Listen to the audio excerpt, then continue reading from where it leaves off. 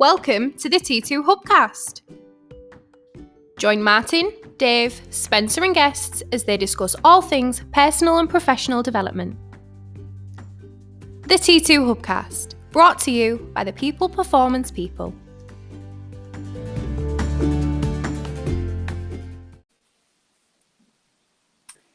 Welcome to the T2 Hubcast with me, Martin Johnson. And me, Spencer Locker. It works. Hey! Well, listen, me and Spencer have just had a bit of technical issues this morning. For some reason, we couldn't text each other, ring each other, but it seems to be resolved now. So, Spence, we're back. We're back in business. Yeah. How are you doing, mate? We're on June the 11th. Yeah. We're winding up now instead of winding down, and we're getting ready to reintegrate in July. Fingers crossed, everything's going in the right direction. But how are you, mate? You've been working from home solidly now for 3 months? Now you say it like that, it sounds like a long time, but it doesn't feel like that. I'm doing all right, to be honest with you. It's not my ideal situation, I've got to say, and I think that's something that that might need people to start thinking about, because we've had this conversation before, haven't we? When we've been in a group dynamic with everybody else at work. And people have been saying, "Oh, how are you doing?" And other people have been saying, "Oh, I'm struggling. I've got to say, I'm having a bit of a job." And I've said, "I'm doing all right." Now, it might be quite easy for people to sort of think, "Well, he's all right then. He enjoys working from home." And I think it's a case of I don't particularly enjoy working from home, but it isn't affecting me negatively like it's affecting other people. Does that make sense? Mate. It's that age-old. It's that age-old sort of thing in our psyche where somebody will always say to you, "How are you doing?" or "How's things?" And 99 times out of 100, we humans will always respond with, "Yeah, fine, great," or you know what I mean? Even if we're not, right? Even if we're not, most of us will go, "Yeah, fine, yeah, fantastic, great, all good, thanks." Even if we're having an absolute nightmare, it's just that human thing, right? There's obviously the odd people who will just spill their beans and their life to you and say how terrible everything is. But 99 times out of 100, human beings generally default to, "Yeah, I'm all right, thanks." And I think that's probably describes the way we feel in COVID. It's not exactly thrilling and exhilarating and we're having the best time of our lives, but it's not dire either. You know, I think one of the things that has been a positive for me in all of this is that I've slowed down a little bit. I said it on previous podcasts. I've had more thinking time. My general fitness levels and my ability to train and exercise has gone up. My alcohol consumption's gone up as well, though, Spence. So I think I'm just treading water at the minute. But yeah, all right is probably that middle ground. But my view now is I don't know about you, Spence, but with customer engagements back on the rise, with us now moving offices, we're getting back into the workplace post-July. We're looking ahead at delivery. I feel like I'm ramping back up again to something. And I'm excited by it, mate. I really am. I was just about to say that, actually. I mean, I think we're looking in our work and the work that we do to every person who works for Trans2 Performance.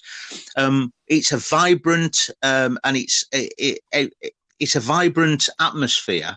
No matter whether we're working remotely or we're working together in the office, everything seems to be building up. The change of this, the fact that we've been in lockdown, it is an exciting time for us, isn't it? Yeah, it is.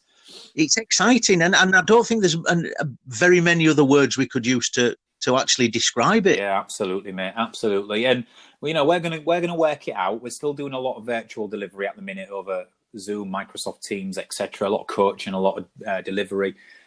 But I had my first taste at social distancing classroom delivery last week. I delivered to a very small group at 2 meters distance in the classroom, and you know what? It just that I love Teams and I love virtual technology and what it allows us to do. And I think one of the things I've learned, Spence, is sales meetings or internal meetings or review meetings with customers, they can all be done on Teams. There's no need to be on the road traveling hundreds of miles anymore to visit. They can be done. But when it comes to stuff like one-to-one development or client delivery, it's just shown me that you cannot replicate it online. You can do a good job online, very much so. Yeah. But last week I had my first taste of social distancing in the classroom, and it was mega. It was absolutely brilliant, and I had my mojo back again. And yeah, it was great. So I'm looking forward to how that plays out, because we're going to have to offer a blend going forward. But for those who feel confident enough to come into the classroom under social distancing rules, it's such a great experience, and I think we're looking forward to seeing how that plays out, aren't we? I've missed it. I must admit, I've missed it. Absolutely, mate. So this podcast, Spence, numerous topics. We've done quite a lot recently on things like COVID, managing remote-based workers, isolation, all of that type of stuff. Recently, we've talked a bit about division and how society is being divided by things like Brexit and COVID-19 and George Floyd, etc. So we sort of talked a lot about that, returning to work policies, all of that stuff. I just wanted to freshen it up and get back to some core content today, Spence. And I think one of the jobs we have to think about as leaders and organisations is, whenever your workforce return, in whatever fashion you decide and however you're going to operate in the coming weeks and months, the way you communicate is going to be key. And we always talk about communication, Spence, at Trans2. We talk about many different forms of leadership and situational leadership and the different styles and all the rest of it. But what I'm talking around is, I want to link it to the challenge and threat state stuff that we do here at T2. In the context of, just to remind the listeners, challenge state mindset is when an individual is more focused on achievement than consequence. They're aware of the repercussions and the risks and consequence, but they're really focused on what they're doing and what they want to achieve. Whereas a threat state mindset is where individuals are overly focused on consequence, almost eradicating any focus on achievement. So that's when we start trying to not mess up. It's when we become overly avoidant of things that carry a risk. Now, we know, Spencer, that human beings in a challenge state are far more productive and positive and effective than they are in a threat state. Now, COVID is obviously putting human beings in a threat state by the nature of what it is. People are worried. What if we get a second wave? What if I get COVID? What if my family gets COVID? What about my children going back to school? What about my elderly relatives? All of this stuff, we're in a threat state by the nature that it's forcing us to focus on what might happen in the future and what that means to us. So I'm going to bring you in here, Spence. I think organisations and leaders have to really focus on that positive challenge state communication when they return, because it would be so easy, right? It would be so easy under government legislation and social distancing rules to instantly start communicating in a threat state way around what your employees must not do when they come back into the workplace. Does this make sense?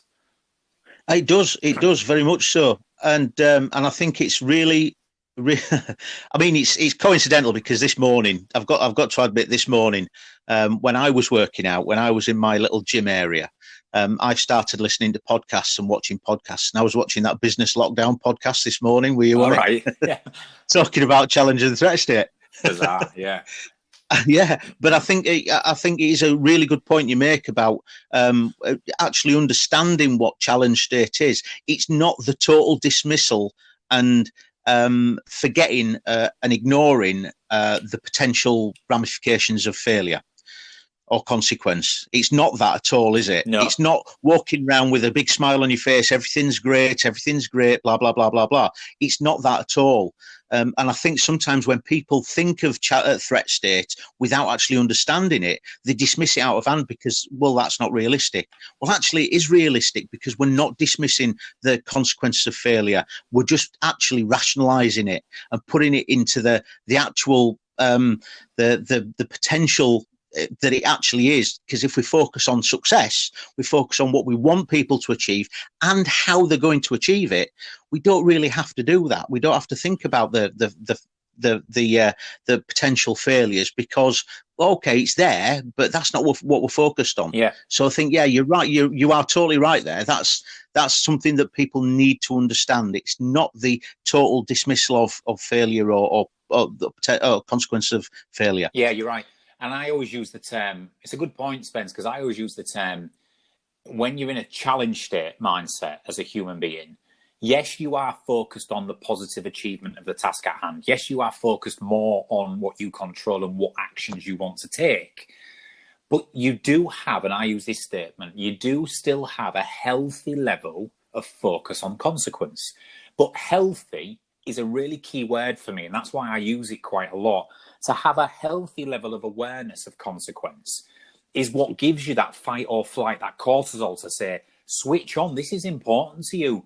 And they're like, for example, you know, every time we get up in a classroom, Spence, in front of a dozen senior executives, or even at a conference in front of hundreds of people, when we stand up there in the arena, if we didn't have a healthy level of focus on the consequence or an awareness of consequence, we wouldn't deliver a great talk, right, or speech, because you know you need that heightened level of awareness of importance to be able to perform. So what I sort of go through is I feel my fight or flight response being released. My heart rate raises. I'm a little bit hyperactive and jittery. You know, I can't sit still.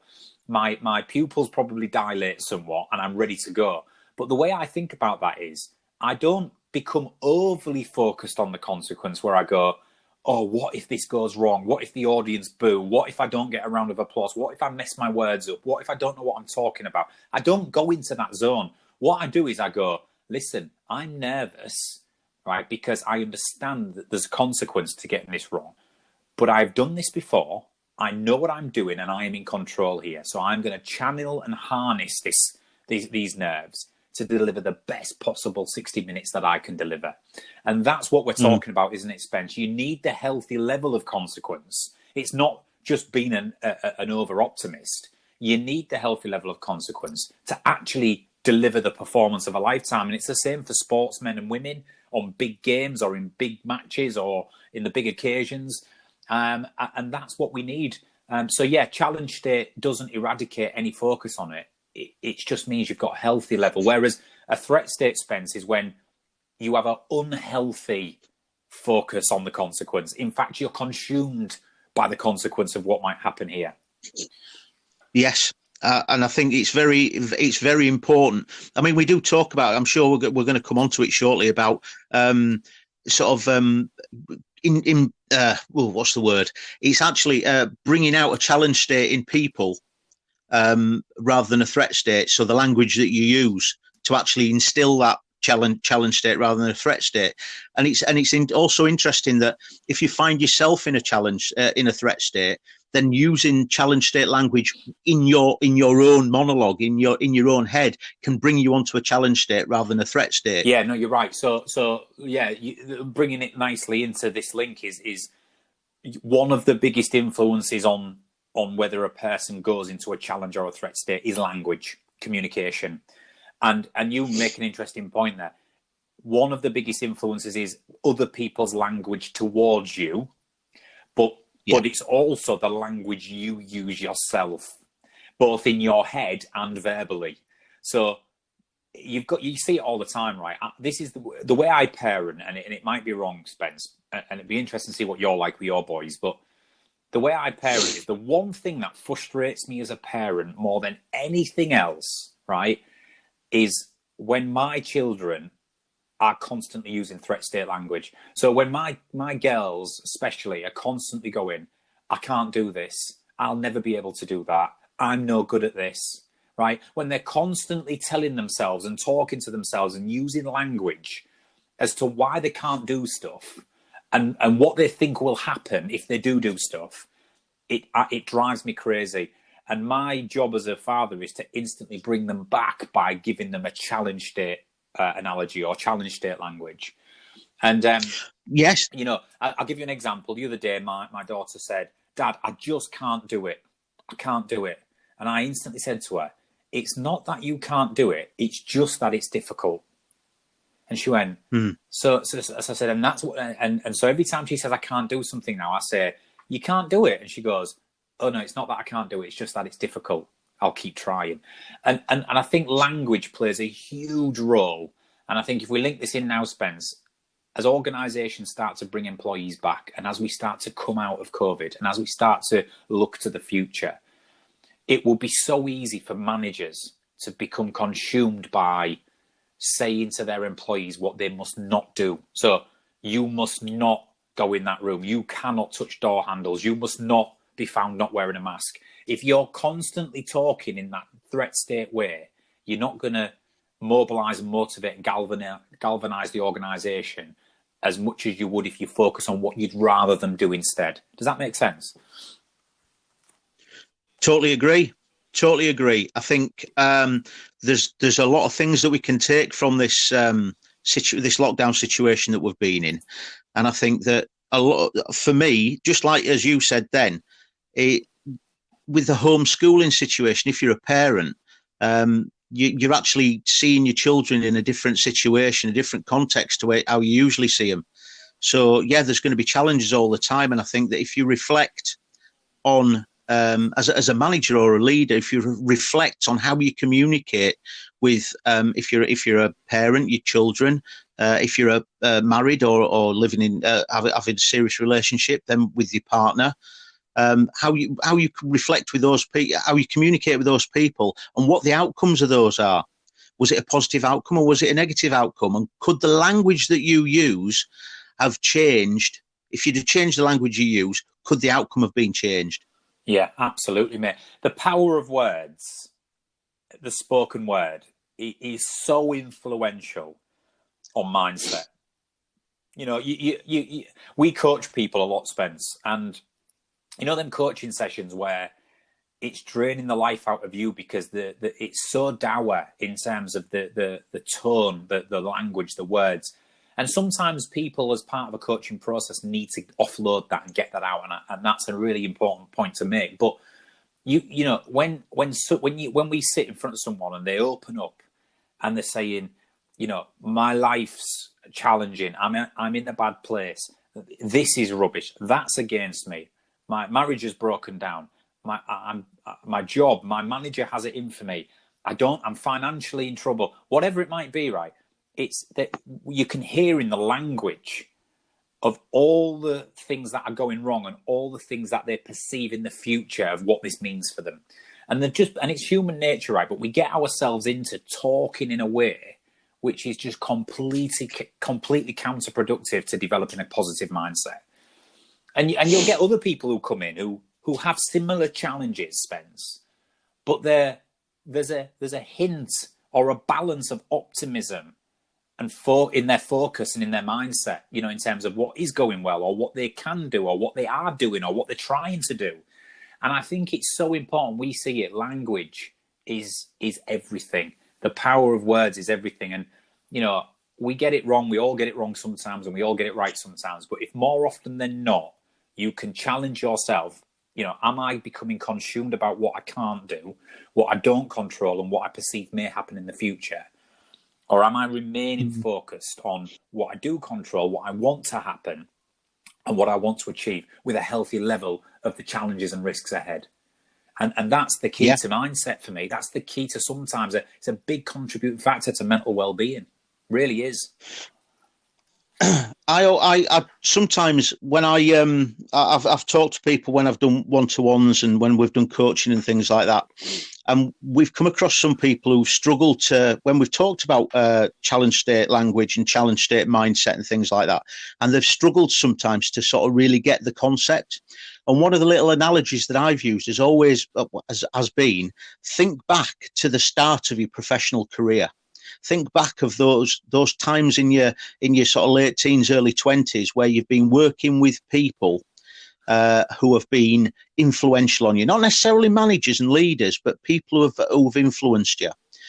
Now, if you think back to that, you'll probably find that the people you remember are the people who've brought out a challenge state in you.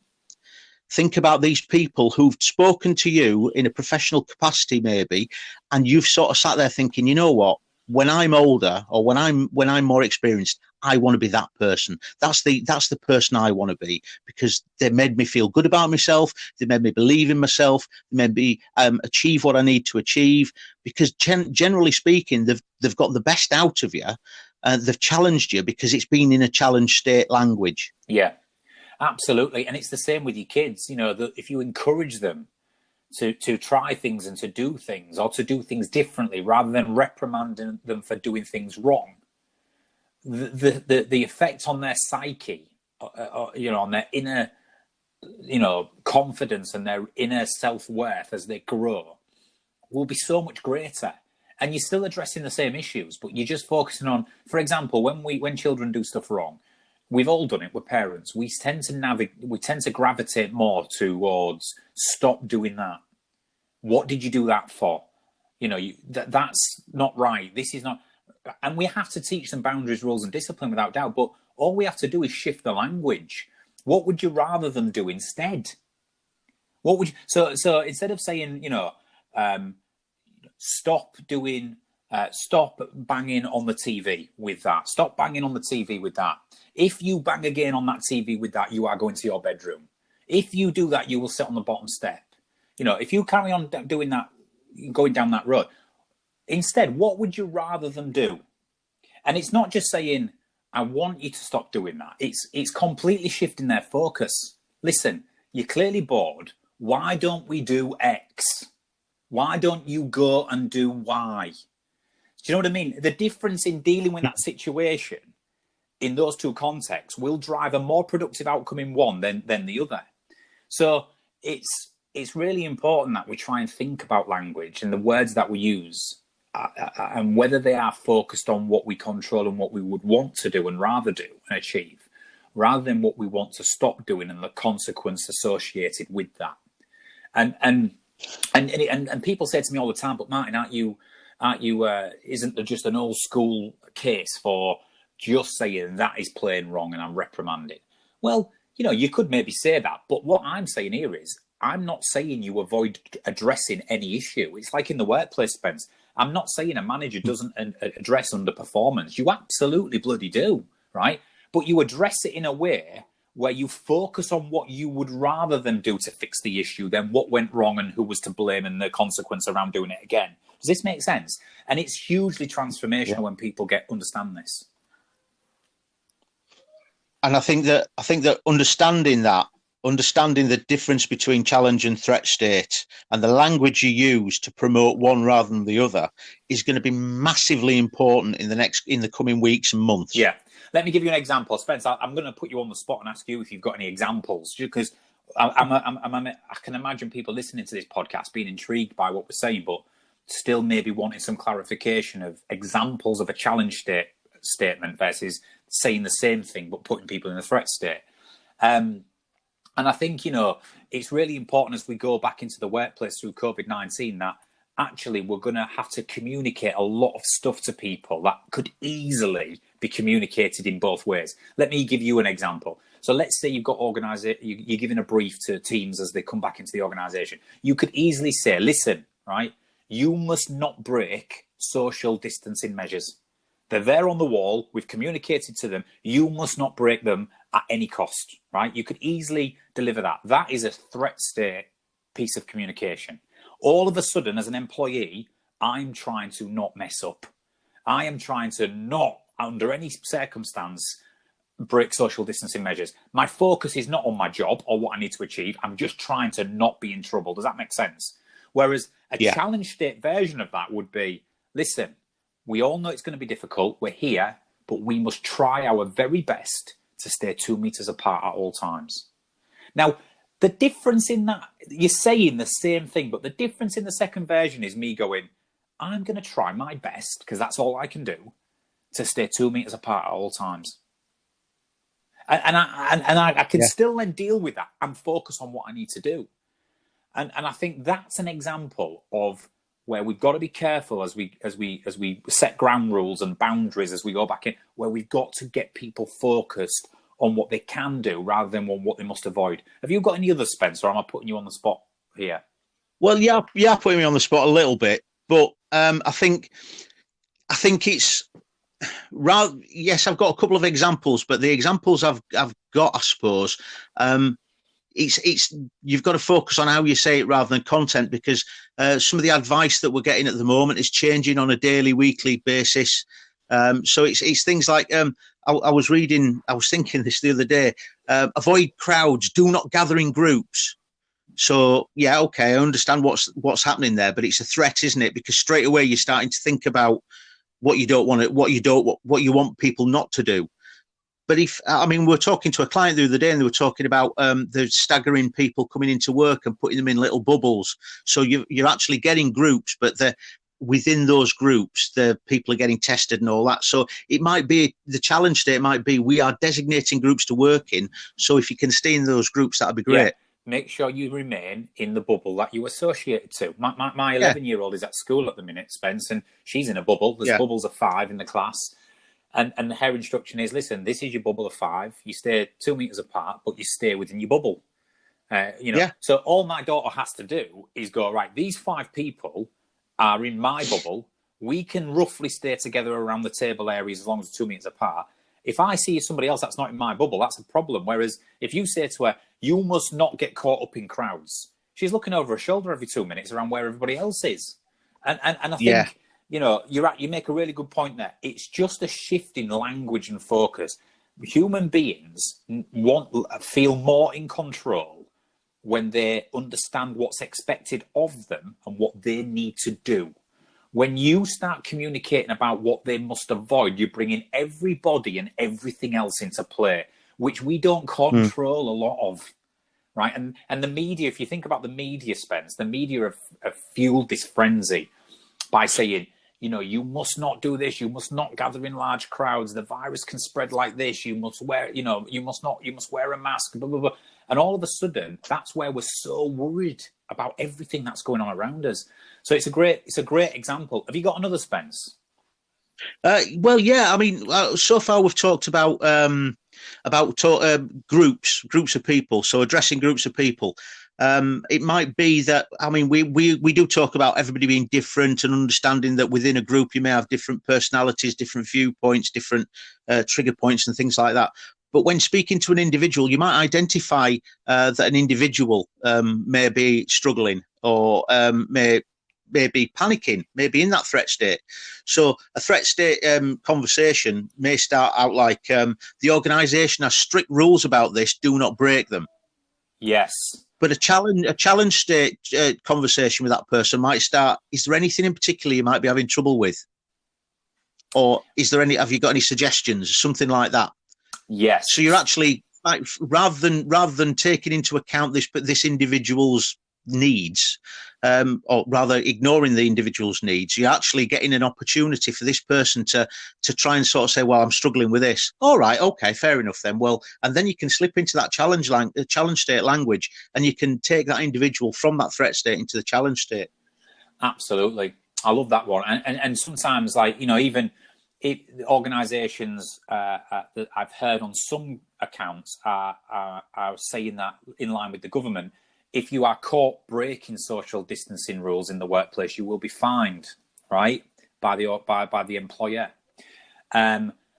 Just like people are fining people, potentially the police are fining people on the street. So you think about that in the context of trying to get people to be accountable for doing their very best to adhere to social distancing measures. You've now gone one step further, saying, this is our policy. You must not get caught, breaching it. Otherwise, you will be fined.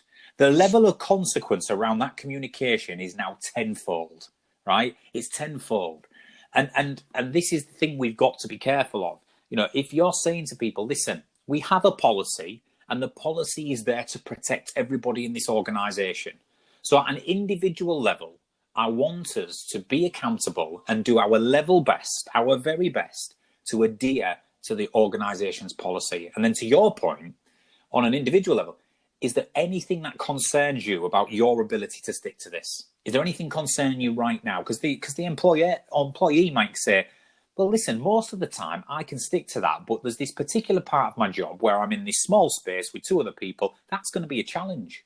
It opens the dialogue to issues or challenges with it, and as long as the person is driving that dialogue, and then that gets some resolutions or answers, they're going to take the ownership and accountability to adhere to the social distancing measures. So you're absolutely right, Spence. Challenge versus threat state language. We love it at T2. We've developed programs around it. We incorporate it into everything we do, and it really works in terms of leaders who drive productivity, accountability, engagement, and really motivate and inspire the teams.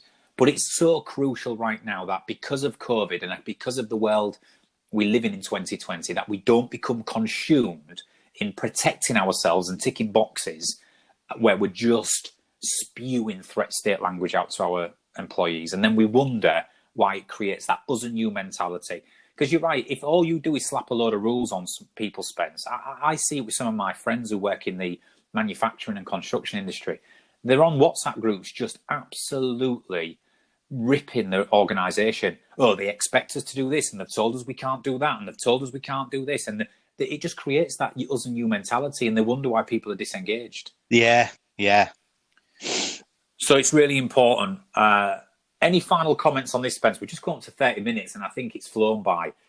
Yes, I think we're going to call this the power of language, because understanding the power of language and its influence on others and on behaviours and on mindset is really important for the reasons we've discussed on this Hubcast. Yeah, and I just want people to really think. And if you're unsure about your manager's ability to really, because let's face it, Spence, we are brought up as a species. We talk about this all the time. We are brought up as a general species to be in a threat state. You know, survival is our number one mechanism. Avoiding consequence and death and fear and all the rest of it is why we have cortisol and why we have our fight or flight.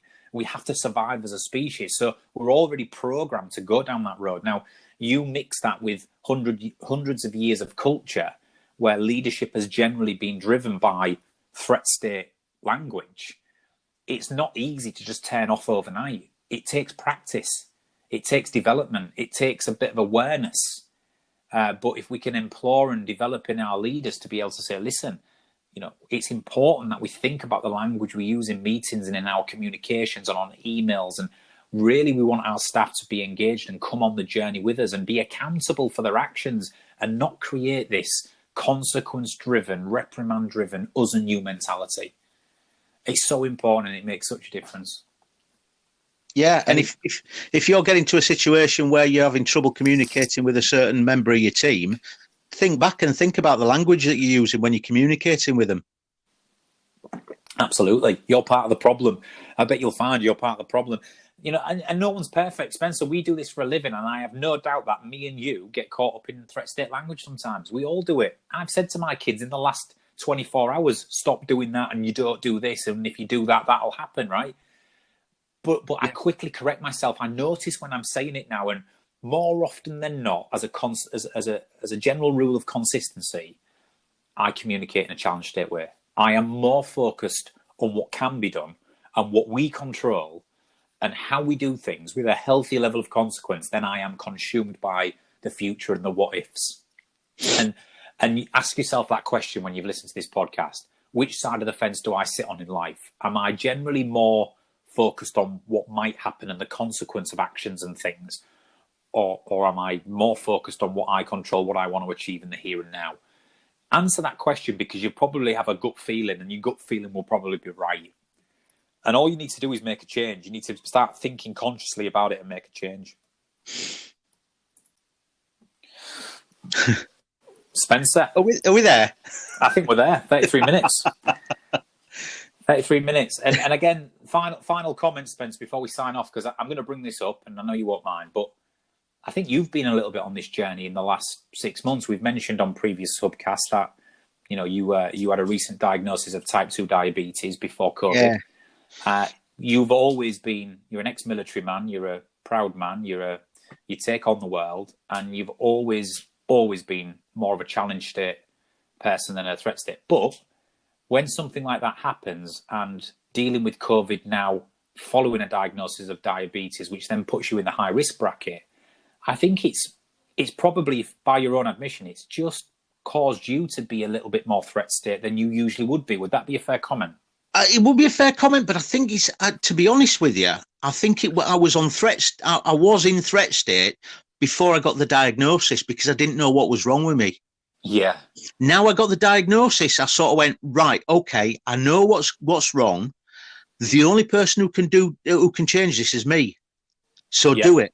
So to be honest with you, I mean, you might not have noticed it so much because of obviously straight after my diagnosis, we went into lockdown, but I've changed my lifestyle dramatically since the diagnosis, which happens to be during lockdown. But yeah, I honestly think I've been more challenge state than threat state because I know what to do and I know how to do it. Yeah. And it's in your control, which is the main thing about challenge state. What do I control? The things that I need to do in order to avoid any consequence I might get me thinking of anyway. If the answer is yes, then that's when we humans are at our best. When we don't control the things that we're worried about, that's when we're in the threat state and we're at our worst. Yeah. So you're absolutely right. You're absolutely right. Spencer, loved that, mate. I think we could talk all day about it. But, hopefully that's been useful for some people as we go through the coming weeks and months, and people who maybe by their own admission be in a threat state. Think about the way you speak to yourself in your own mind. Think about the way you speak to your partner, your kids, your friends, your colleagues, your bosses, your staff, whatever it might be. Think about the language you use, the words you use. Where is your focus right now? The majority of time, it will be mixed, but on an average, on a consistent basis, are you more threat state or are you more challenge state? And if your answer is the former, then you need to make a change. And you can do that because you control the language you use, right? And I think if people do that, they won't go too far wrong. Spencer Locker, thank you very much, mate. Cheers, Martin. Thank you. And we'll be back shortly with another team.